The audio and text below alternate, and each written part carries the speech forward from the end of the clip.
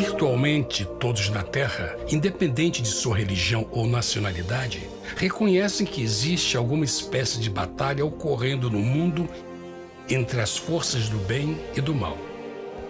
Uma luta colossal entre a luz e as trevas, a verdade e o erro, a opressão e a liberdade, o bom e o mal, e finalmente, a vida e a morte.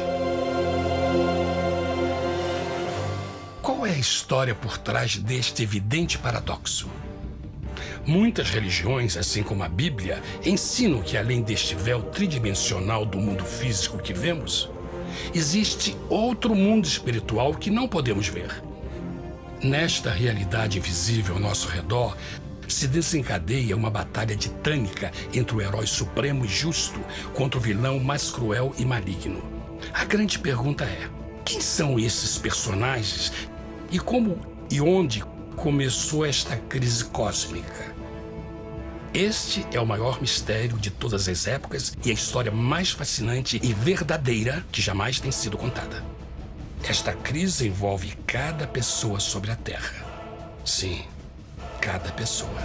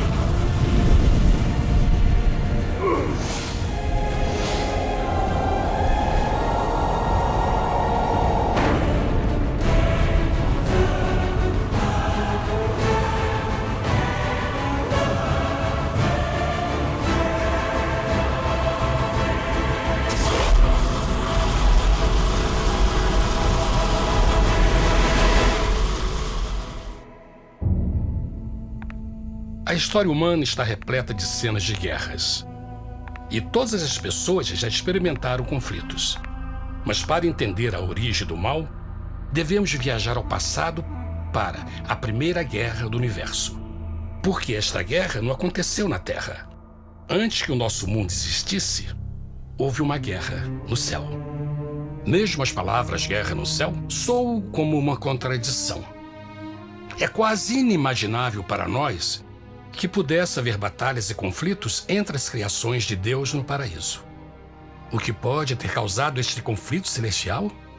Graças a um livro antigo chamado Bíblia, temos detalhes suficientes para poder juntar as peças e desatar os nós. Mesmo que trágica, é uma extraordinária e bela história de amor que vai desde o princípio dos tempos até tocar pessoalmente a você, a mim e a cada indivíduo na Terra. Nossa história começa há muito tempo atrás na capital do universo. Em um lugar chamado Céu, que estava repleto de seres angelicais que amavam fazer a vontade de Deus.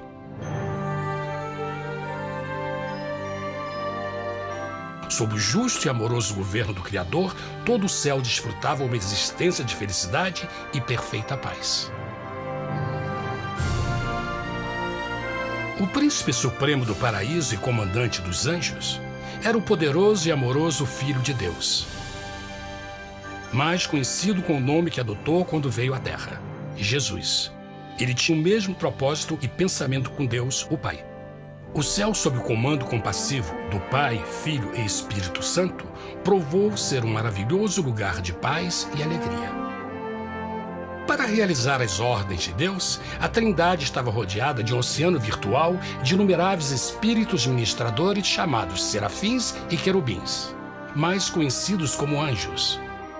Estas poderosas e inteligentes criaturas descobriram que a felicidade estava em cumprir as ordens do Todo-Poderoso.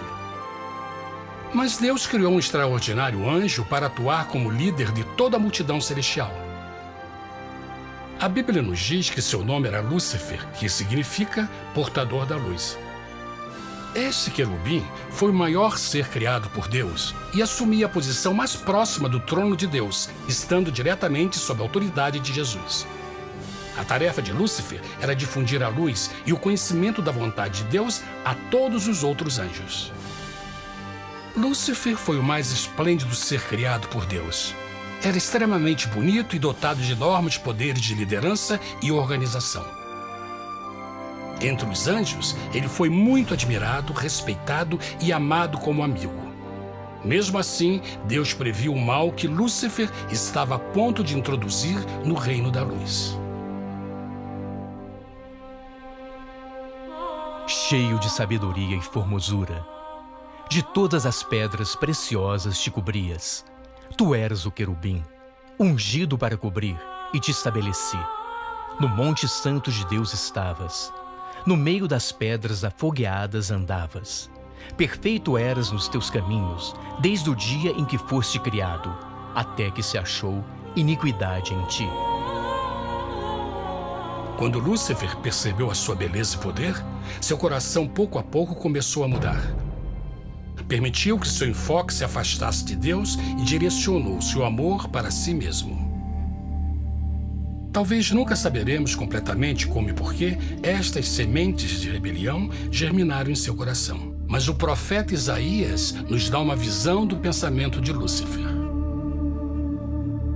Como caíste desde o céu, ó estrela da manhã, filha da alva!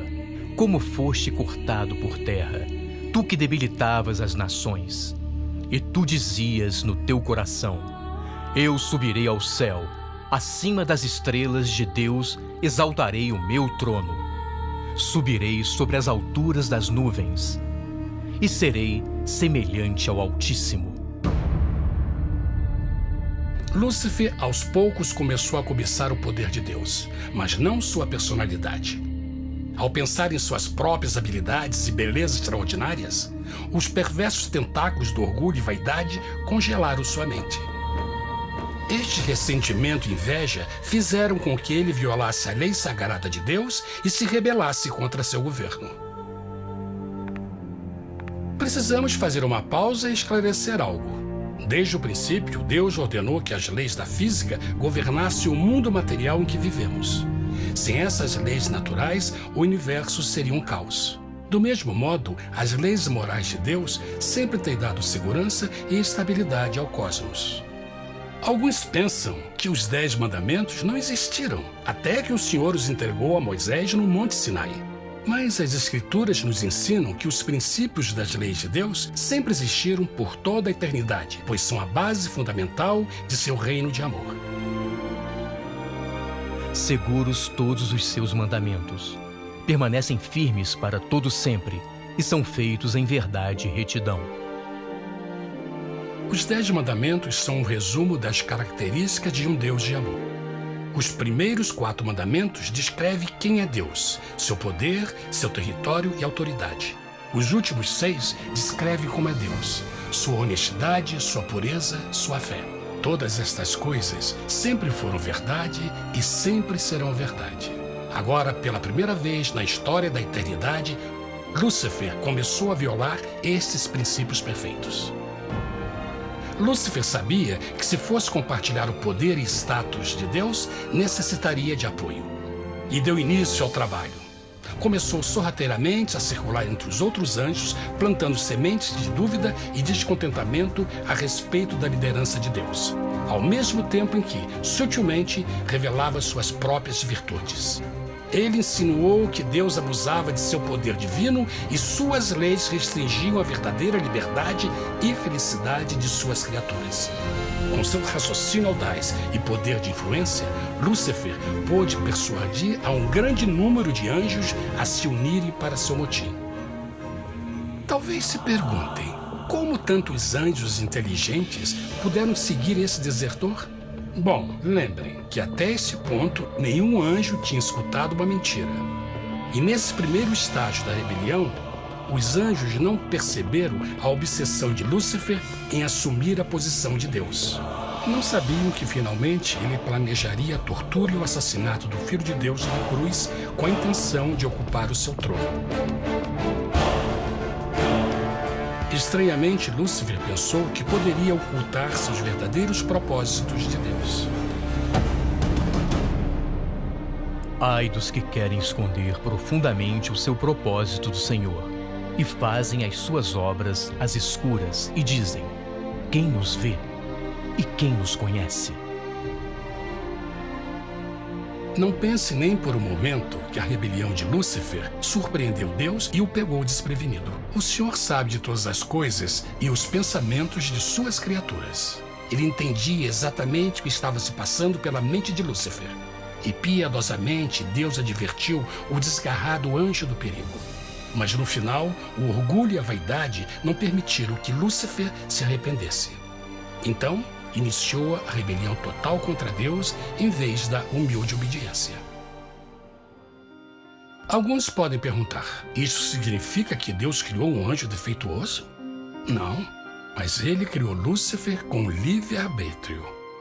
Verão que o livre-arbítrio é uma coisa maravilhosa, mas também muito perigosa, incluindo o risco de uma rebelião e a possibilidade de que o amor de Deus seja rejeitado. Vejam que o amor real não pode vir de uma criatura pré-programada e não pode ser forçado, deve ser voluntariamente dado. Por exemplo, mesmo que seja bonito este cachorro robô, na verdade, nunca poderá amar-me. Posso fazer que pareça que me ame, mas só estará seguindo instruções pré-programadas. Não tem opção. Por outro lado, este pequenino está realmente feliz em ver-me. Ele decidiu dar-me seu afeto. E com o tempo, nossa relação se fará mais forte, enquanto eu ame e cuide bem dele. Do mesmo modo, um Deus de amor só quer amor verdadeiro de suas criaturas. E para que isso aconteça, elas precisam ter o livre-arbítrio. A rebelião de Lúcifer é a maior evidência de que ele tinha esta liberdade. Agora, a grande pergunta é: como Deus enfrentaria esta crise? Como lidaria com Lúcifer e com os milhões de anjos que se uniram nessa rebelião? Muitos questionam por que Deus não acabou imediatamente com a rebelião. Afinal, ele poderia facilmente vaporizar Lúcifer com um raio. Mas isto teria solucionado o problema? Não, pelo contrário. Isso só teria intensificado as dúvidas e suspeitas que Lúcifer havia plantado na mente dos anjos. Lembrem que Lúcifer sabia, como ninguém mais, da engrenagem interna do governo de Deus. Sua destruição seria vista como parte de uma grande armação, e a razão que o motivou servir Deus teria sido o medo da represália e não o amor. O Senhor sabia, na sua sabedoria, que a melhor forma de enfrentar a crise era permitindo que tudo seguisse o seu curso. Esta seria a única forma de se assegurar que o mal não se ergueria outra vez. Deixai crescer ambos juntos até a ceifa. E por ocasião da ceifa, direi aos ceifeiros: colhei primeiro o joio e atai-o em molhos para o queimar, mas o trigo ajuntai-o no meu celeiro. Na parábola do joio e do trigo, Jesus descreve que um tempo de crescimento é necessário para que uma planta revele sua verdadeira natureza. No seu entendimento infinito, Deus sabia que com o tempo, o caráter real de Lúcifer seria exposto e que os amargos frutos de sua rebelião seriam vistos. Até agora, os cidadãos do universo não estavam familiarizados com o pecado e até onde os levaria. Mas isso mudaria quando eles vissem por si mesmos sua terrível natureza autodestrutiva. Afinal, a sabedoria e o amor do governo de Deus seria para sempre confirmado e o universo estaria seguro. Quando Lúcifer e seus seguidores revelaram abertamente sua rebelião, o Senhor soube que não haveria paz se permitisse que eles ficassem no céu. Deveria impor um limite, entrar em ação e enfrentar os rebeldes. Mas Lúcifer e seus seguidores nunca sairiam por vontade própria ou pacificamente. O passo seguinte foi a guerra. E houve batalha no céu. Miguel e os seus anjos batalhavam contra o dragão. E batalhavam o dragão e os seus anjos. Mas não prevaleceram, nem mais o seu lugar se achou nos céus. E foi precipitado o grande dragão, a antiga serpente, chamada o Diabo e Satanás, que engana todo mundo. Ele foi precipitado na terra, e os seus anjos foram lançados com ele. A Bíblia não revela exatamente que tipo de armas foram usadas durante este conflito cósmico. Mas esta guerra foi como nenhuma guerra que os olhos mortais já viram. Apocalipse 12:4 nos diz que finalmente Lúcifer e 1/3 dos anjos de Deus foram expulsos do paraíso.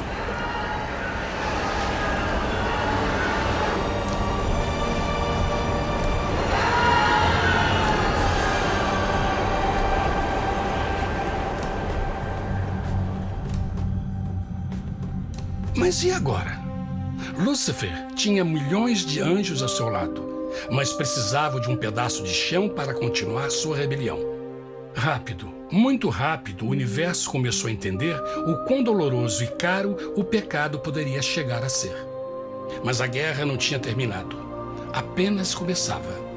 Lúcifer, o portador da luz, agora virou Satanás, o adversário.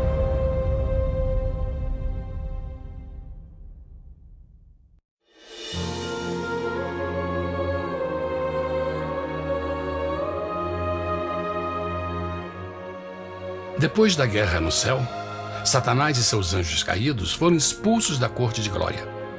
Por um tempo, o diabo e seus demônios vagaram pelo universo buscando inutilmente mundos que se compadeceram e se uniram à sua rebelião.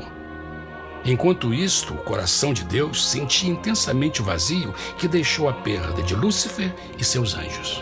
Então o Pai, o Filho e o Espírito Santo retomaram o seu trabalho favorito, o maravilhoso trabalho da criação. Decidiram fazer um mundo novo, pleno, com muita variedade e diversas criaturas de amor. Este novo mundo seria único, porque as criaturas principais seriam feitas à imagem de Deus. Para eles, o Senhor também daria o domínio deste planeta novo, que conhecemos como Terra. No princípio, Deus criou a terra. E viu Deus tudo quanto tinha feito, e eis que era muito bom. Que imagem maravilhosa! Deus forma um novo mundo, nosso planeta, Terra. E em cada maravilhoso dia da criação, algo novo e espetacular começa a fazer parte da cena. Por exemplo, no terceiro dia, Deus falou e uma linda e exuberante vegetação fez parte da existência. Plantas de todas as cores, formas e tamanhos. No quinto dia, o mundo estava repleto de espantosas e exóticas criaturas, que podiam tanto se elevar aos céus como deslizar pelas águas azuis. E outras podiam fazer as duas coisas. No sexto dia, houve a introdução de um grande número de animais terrestres. Desde o gigante elefante até o pequeno esquilo, cada um encontrou um lugar nesse novo planeta para viver em harmonia com o resto da criação. E também no sexto dia, Deus criou o homem. E disse Deus: façamos o homem à nossa imagem conforme a nossa semelhança. E formou o Senhor Deus o homem do pó da terra, e soprou em suas narinas o fôlego da vida, e o homem foi feito alma vivente. E plantou o Senhor Deus um jardim no Éden, do lado oriental, e pôs ali o homem que tinha formado.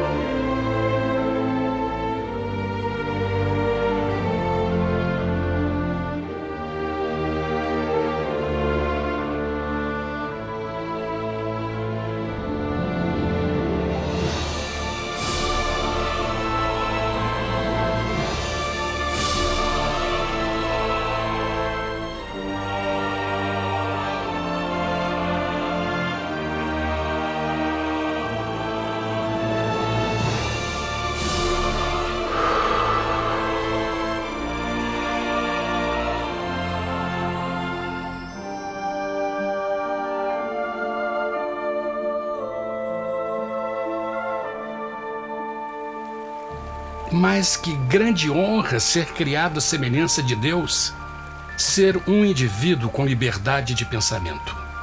No princípio, o homem não percebia a sua nudez. Provavelmente porque antes do pecado ele estava vestido de glória e luz.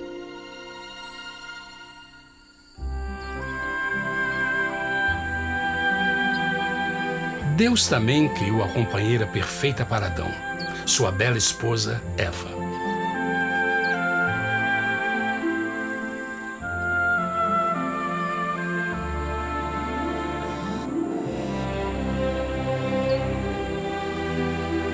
O feliz casal foi colocado em um magnífico jardim perfeitamente projetado para aumentar sua felicidade. Para Adão e Eva e as outras criaturas da terra, também foi dado o privilégio divino de procriar a sua própria imagem. A intenção de Deus foi que a raça humana tivesse domínio sobre este paraíso perfeito para sempre. Eternamente felizes e saudáveis, trabalhariam com a flora do jardim de Deus enquanto desfrutariam o afeto e companhia de todas as criaturas sob seus cuidados. O ambiente que nossos primeiros antepassados experimentaram foi muito diferente do mundo de hoje. As rosas não tinham espinhos, os insetos não mordiam nem picavam, e os leões e as ovelhas brincavam juntos. Mas a grande bênção era os humanos viverem em perfeita harmonia com seu Criador.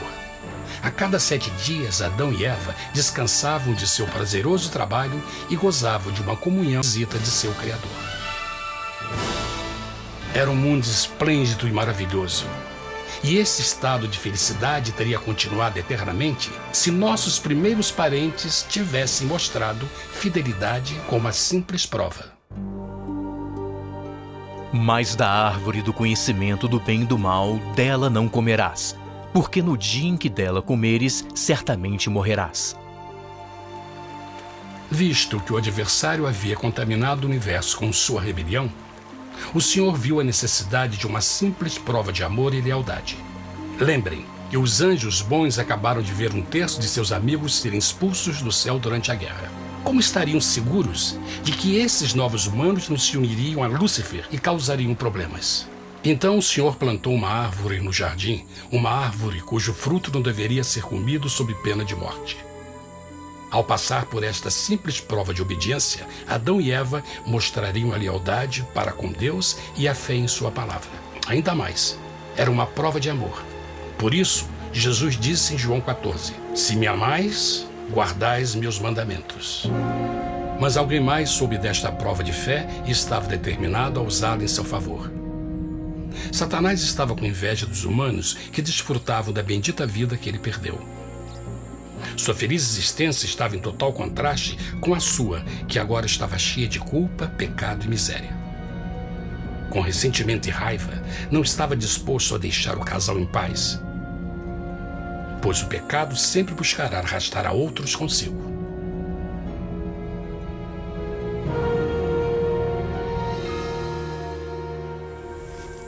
Então um dia, quando Eva estava concentrada em seu agradável trabalho, se viu sozinha e muito perto da árvore proibida. Foi quando Satanás viu sua oportunidade. Através de uma serpente hipnotizante, o anjo caído chamou Eva até a árvore e a envolveu em uma conversação.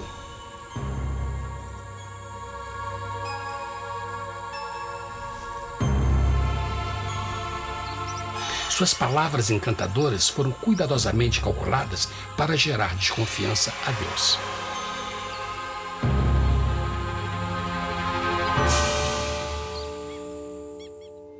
A serpente replicou à mulher: "De modo algum morrereis.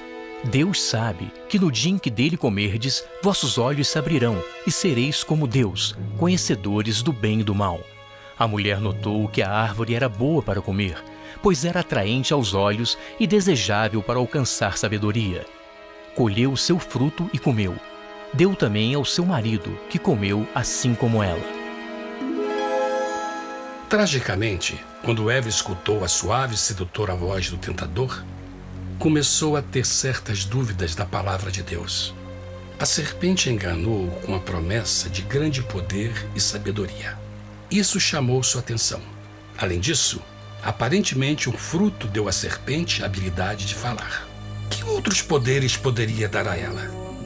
E mesmo tendo acabado de conhecer a serpente, ela confiou em sua palavra acima da de Deus, quem a criou, e lhe deu um paraíso para viver.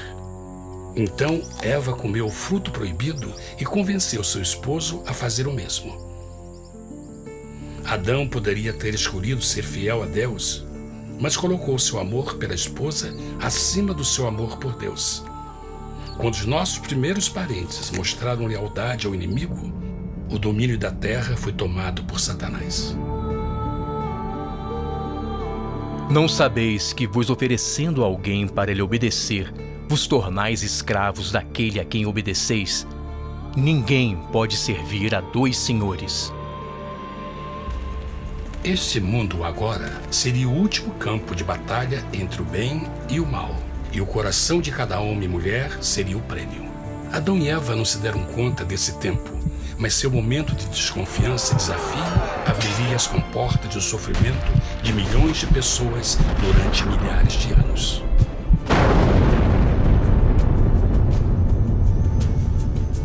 Portanto, como o pecado entrou no mundo por um homem, e por ele a morte, e assim a morte transmitiu-se a todos os homens naquele em quem todos pecaram. Nossos primeiros parentes logo enfrentaram o terrível resultado de seu pecado. Em estado santo, Adão e Eva resplandeciam com túnicas de glória. Depois de pecarem, suas túnicas naturais de luz se desfizeram e eles ficaram mortificados com a sensação de sua nudez. Vergonha e temor tomaram o lugar de sua alegria e paz e trataram de cobrir sua nudez com folhas. Agora eles se encontravam sob constante influência do diabo. Ao ceder à tentação, debilitaram sua natureza. E Satanás ganhou poder sobre a humanidade. As pessoas não podiam resistir às tentações do diabo com sua própria força. Por último, e o mais aterrador, se encontravam vivendo sob a pena de morte iminente. Deus havia advertido que a desobediência traria a morte. Já tinha experimentado a morte espiritual. Quanto tempo passaria para sofrerem a morte física também? Nesse ponto, seu futuro não tinha nada mais que escuridão e desespero. Tendo expulsado o homem, colocou diante do jardim do Éden os querubins com o cintilar da espada flamejante, para guardar o caminho da árvore da vida. Como o pecado provocou a expulsão dos anjos caídos de seu lar celestial, agora pela desobediência, Adão e Eva foram tirados de seu jardim, seu lar no paraíso. Tudo à sua volta estava mudando rapidamente, e a humanidade se encontrou suscetível às dores, doenças e finalmente à morte. Até os animais e plantas estavam infectados pela terrível maldição. Os espinhos e cardos agora pareciam árvores e flores, e os animais que antes eram gentis começaram a se matar e a devorar uns aos outros. O pior resultado foi que o pecado separou a humanidade de Deus. Mas vossas iniquidades cavaram um abismo entre vós e vosso Deus. São vossos pecados que ocultaram de vós sua face, para não vos escutar. Na criação, foram dados a Adão e Eva a honra de falar com os anjos, e até com o Filho de Deus cara a cara. Mas Deus é tão puro e santo que nenhum mal pode existir na sua presença. Agora que os primeiros humanos tinham pecado, Deus afastou sua santa presença deles para a sua própria proteção. O pecado tinha queimado uma parte da alma do homem que já não podia ver a dimensão espiritual. Deste momento em diante, a comunicação com o céu seria limitada. Mesmo com todas estas maldições caindo sobre Adão e Eva, o coração do Senhor se encheu de compaixão. A lei que haviam violado não poderia ser alterada para salvá-los, pois é tão sagrada e imutável como Deus mesmo. O Senhor sabia que havia só uma maneira na qual o homem podia se redimir. Então um plano foi revelado, nascido do fundo do coração de Deus. Um plano para salvar o homem de seu encontro com a morte eterna e restaurar tudo que estava perdido com o pecado. Seria de grande intensidade, alcance e poder, mas seria um plano que também implicaria num enorme sacrifício. O amor de Deus para conosco se manifestou por ter enviado ao mundo seu Filho unigênito, a fim de vivermos por ele. Nisto consiste o amor, não em termos nos amado a Deus, mas em ele nos ter amado e enviado seu Filho para se sacrificar por nossos pecados. As Escrituras claramente ensinam em Romanos 6:23, o custo do pecado é a morte. A lei violada demandava a vida do pecador e só tinha um em todo o universo qualificado como substituto da humanidade. O Criador só podia pagar a dívida de suas criaturas tomando seu lugar. Então Jesus Cristo, o Filho de Deus, concordou em deixar a pureza, glória e segurança do céu. Ele viria para morrer em nome do homem em seu malvado e renegado planeta. Ele nasceria como um inocente e indefeso bebê, suportaria uma vida de dor e vergonha e mesmo assim viveria uma perfeita e vitoriosa vida. Finalmente, ele teria uma morte humilhante para poder ser o substituto da humanidade caída. Por seu sacrifício, a humanidade incrivelmente receberia uma nova oportunidade de ter a vida eterna. Seu sangue seria o resgate para um mundo raptado por Satanás. Este maravilhoso plano de redenção foi graficamente ilustrado no sistema de sacrifício de animais ordenado por Deus depois da queda do homem. O Senhor tinha avisado Adão e Eva que iriam morrer no dia em que comessem do fruto proibido. E como que permaneceram vivos? A Bíblia nos diz que imediatamente depois do pecado, Deus providenciou roupas na forma de peles de animais. É bom notar que o Apocalipse se refere a Jesus Cristo como a ovelha que foi morta desde o princípio do mundo.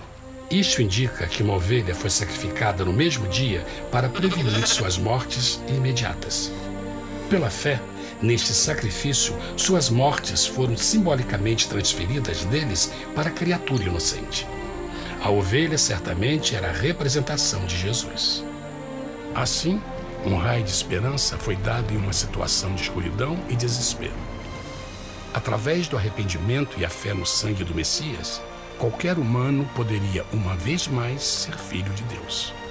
Mas mesmo com este grande plano para a humanidade, Satanás ainda tinha o domínio da terra. E a vida na terra não estava fácil. No mundo haveis de ter aflição, mas coragem, pois eu venci o mundo. Naturalmente, muitos se perguntam, como um Deus amoroso e poderoso permite dores e sofrimentos no nosso mundo atual? Mas está claro desde o Gênesis que Deus nunca quis que nós tivéssemos o conhecimento da dor dessa vida. Quando o mundo saiu das mãos de Deus, a terra era um maravilhoso paraíso. Foi o pecado de Adão e Eva que deu a Satanás o direito de assumir o controle deste planeta. Devido à sua trágica eleição, o diabo e seus súditos ganharam o poder de tentar e atormentar os humanos, introduzindo a doença, a dor e o sofrimento. Talvez fosse melhor perguntar: por que Satanás não tem o controle total da humanidade? A resposta é Jesus Cristo. Talvez já perceberam que a morte de Jesus na cruz deu a cada um de nós a oportunidade de sermos salvos, mas na verdade fez muito mais do que isso. Quando o Salvador ofereceu sua vida para redimir a terra, esse ato poria restrições ao controle de Satanás sobre a humanidade. Satanás não poderia forçar nossa vontade e seu poder de nos ferir seria limitado. O sacrifício de Cristo também nos trouxe um tempo de prova, durante o qual poderíamos ver a diferença entre o governo de Deus e o de Satanás, e então decidir a quem servir. Finalmente, pelo sacrifício que fez Jesus, o reino de Satanás chegará ao seu final, e um dia a terra será devolvida ao homem mais maravilhosa do que era no princípio.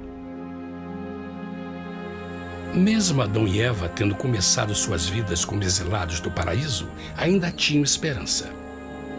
Deus providenciou peles de animais sacrificados para se cobrirem. Mas o mais importante, ele prometeu o sangue do Cordeiro de Deus para pagar por seu pecado, se aceitassem a Cristo e se arrependessem. Uma grande pergunta permanece: as pessoas aceitariam o grande presente de Deus? Como escaparemos se agora desprezarmos a mensagem tão sublime da salvação? A incrível história que acabaram de escutar é verdade e afeta vocês. Pois, pelo desejo de Satanás de ser Deus e a desconfiança e desobediência de Adão e Eva, todos nós nos encontramos em uma situação perigosa. De um lado, a humanidade foi grandemente favorecida por Deus com uma segunda chance de recuperar nosso lugar no Éden. Por outro lado, se nós desistirmos de aproveitar esta grande chance, nos tornaremos escravos de Satanás e finalmente seremos destruídos quando Deus limpar o universo do pecado. Amigos, não há melhor hora de fazer sua escolha por Jesus do que agora mesmo. Nenhum de nós sabe quanto tempo mais teremos que viver nesta terra. Jesus nos tem mostrado grande interesse no seu bem-estar e seu amor por vocês o levou a providenciar uma maneira de escaparmos de uma futura destruição. Ele quer que você o aceite e se arrependa de seus pecados. Através de Cristo, pode encontrar o perdão para tornar-se como Ele em caráter. A triste notícia é que Satanás atua de todas as formas possíveis para evitar que aceite o presente da salvação de Deus. Devido à nossa rotina da vida, o amor ao dinheiro ou alguma outra distração fascinante, ele trabalha para manter a todos ocupados e afastados do que, na realidade, mais importa, sua salvação eterna. Para que entendam a realidade da situação e que se você não escolhe a Jesus por omissão, está escolhendo a Satanás. Mesmo que a terrível escolha de Adão e Eva nos traga morte e miséria, vocês agora podem tomar uma melhor decisão. Deus está oferecendo uma paz que satisfaz o anseio mais profundo de sua alma e uma alegria que não encontrará nas atribulações deste mundo. O desejo que tem o coração de Deus é que seja salvo e esteja com Ele no paraíso. Mas o único que pode mantê-lo fora do céu é você. Imagine a tragédia que seria se você recusasse este precioso presente. Você pode decidir hoje e aceitar a salvação que Deus prometeu. Na verdade, nesse momento, pode aceitar a vida eterna através de Jesus Cristo. Posso convidá-lo para que acompanhe agora mesmo em uma simples oração, aceitando sua maravilhosa oferta? Por favor, repita depois de mim. Querido Pai Celestial, venho a Ti agora e humildemente pedir Teu perdão. Senhor, confesso que sou um pecador e violei Tua santa lei. Entendo que a pena por esse pecado é a morte. Acredito que Jesus Cristo sofreu e morreu na cruz para receber o castigo por todos os nossos pecados. Acredito que Jesus ressuscitou e eu o aceito como meu Salvador pessoal. A partir deste momento em diante, Te dou o meu coração e eu o aceito como o Senhor da minha vida. Por favor, perdoa todos os meus pecados e envia Teu Espírito para ajudar-me a fazer a Tua vontade. Te agradeço por Teu grande amor e aceito Teu presente da vida eterna. E eu oro tudo isso em nome de Jesus. Amém.